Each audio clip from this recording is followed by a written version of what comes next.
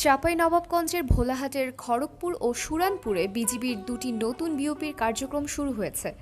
আজ বুধবার বেলা 11:30টার দিকে মহানন্দা ব্যাটালিয়ন ৫৯ বিজিবির অধীন খড়গপুর বিওপির আনুষ্ঠানিক উদ্বোধন করেন বিজিবির উত্তর পশ্চিম রিজিয়ন রংপুরের region commander brigadier general S M. Jahidur Rahman.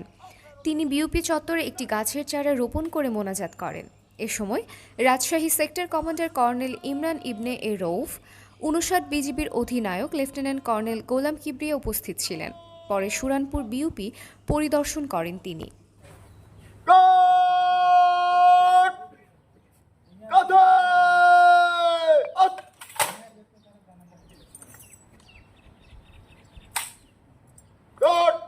বিরতি করার জন্য আপনার অনুমতি প্রার্থী